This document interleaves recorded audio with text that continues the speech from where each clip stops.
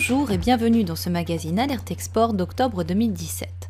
Au sommaire ce mois-ci, le lancement de Afrique21.tv, le succès des entreprises aéronautiques françaises à Seattle, une 4e année record pour l'export français en République tchèque, les rencontres européennes de l'achat d'innovation en santé, co-organisées par CCI France International, et enfin, les événements à ne pas manquer dans les semaines à venir.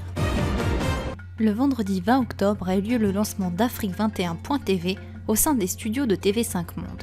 Soutenant Afrique21.tv, Yves Bigot, directeur général de TV5 Monde, a d'ailleurs à cette occasion évoqué la présence de son média sur ce grand continent depuis 25 ans. À l'initiative de Henri Bazergue, président de Montissimo, Afrique21.tv, 13e web TV du genre, vient rejoindre le bouquet de France Monde 21.tv.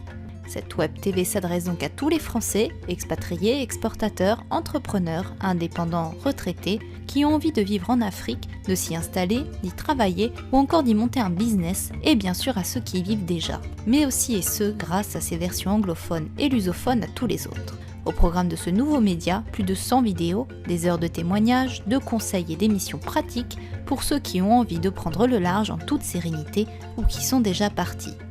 Soutenu par de nombreux partenaires institutionnels africains ou français et des organismes privés présents à l'occasion du lancement, Afrique21.tv est composé d'émissions pratiques réalisées grâce à des experts qui ont su présenter les atouts mais aussi les écueils à éviter sur ce grand continent. C'est autour d'un buffet dressé sur la terrasse de TV5 Monde, réalisé par Omaki, traiteur et restaurant africain présent à Paris et en région parisienne, de champagne offert par le distributeur Nicolas, que les invités présents ont pu fêter la naissance de la dernière née de France 21.tv. Alors longue vie à Afrique 21 et un grand merci à ceux qui la soutiennent déjà. L'été a été riche en contrats pour les entreprises aéronautiques françaises à Seattle. En présence du consul général de San Francisco, Emmanuel Lebrun-Damiens, une trentaine de sociétés aérospatiales ont présenté leur succès à la CCIF Seattle le 29 septembre dernier. Bilan, Dassault Systèmes a signé un contrat géant de 30 ans avec Boeing, renouvelable tous les 10 ans. Le contrat le plus important jamais signé par Dassault Systèmes porte sur l'utilisation de son logiciel 3D Experience et a pour but de moderniser la chaîne de production du constructeur américain. Du côté du groupe Latécoère, ce dernier a été sélectionné par Boeing pour fournir les caméras et moniteurs embarqués du futur 777X. Avec 500 implantations employant près de 100 000 personnes, l'export français affiche une 4e année record en République tchèque. L'économie connaissant l'une des croissances les plus rapides de l'Union européenne, les entreprises françaises cherchent de plus en plus de partenaires pour s'implanter et investir. Côté chiffres, au premier semestre 2017, l'export français vers la République tchèque a atteint 2,6 milliards d'euros, soit 9,3% de plus par rapport à la même période l'année passée. Les importations depuis la Tchéquie ont également atteint 4 milliards d'euros, soit une augmentation de 6,2% par rapport à la même période l'année passée. L'industrie automobile a notamment le vent en poupe, représentant 10% du PIB du pays. Les 28 et 29 septembre 2017 ont eu lieu les rencontres européennes de l'achat d'innovation en santé. Au programme, des rendez-vous B2B agrémentés de conférences et ateliers entre acheteurs et entreprises innovantes européennes du secteur de la santé.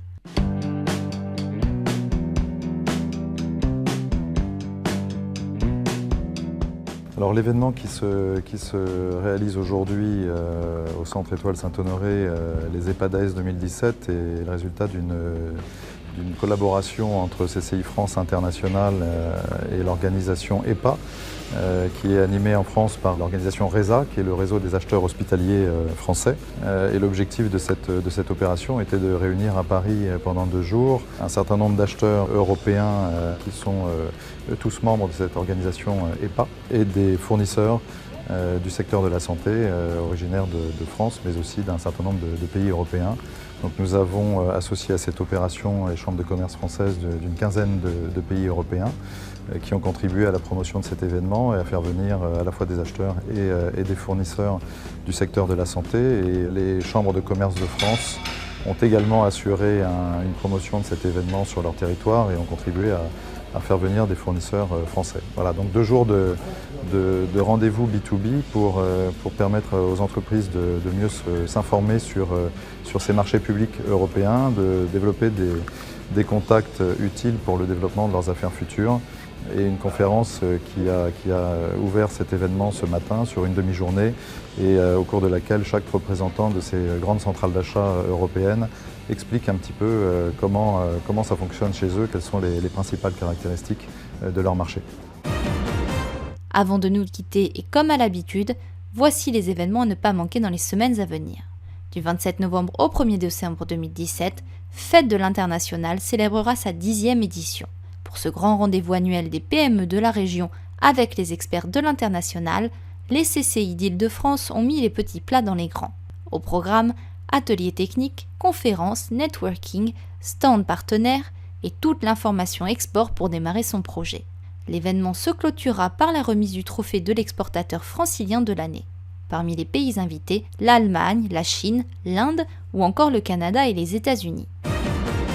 Enfin, à Madagascar, les solutions de l'expertise française aux problèmes énergétiques à Madagascar, les 9 et 10 novembre à Tatanarive, présenteront, sur fond de séminaires et de rencontres B2B, le savoir-faire français dans le domaine de l'énergie électrique renouvelable, hydroélectricité, photovoltaïque, éolien, bioénergie. Cette rencontre mettra en avant les opportunités d'affaires grandissantes alors que seuls 12% des ménages ont accès à l'électricité, dont 5% en milieu rural. Pour tout renseignement, CCI France Madagascar, ccifm@ccifm.mg. Merci de nous avoir suivis et rendez-vous le mois prochain.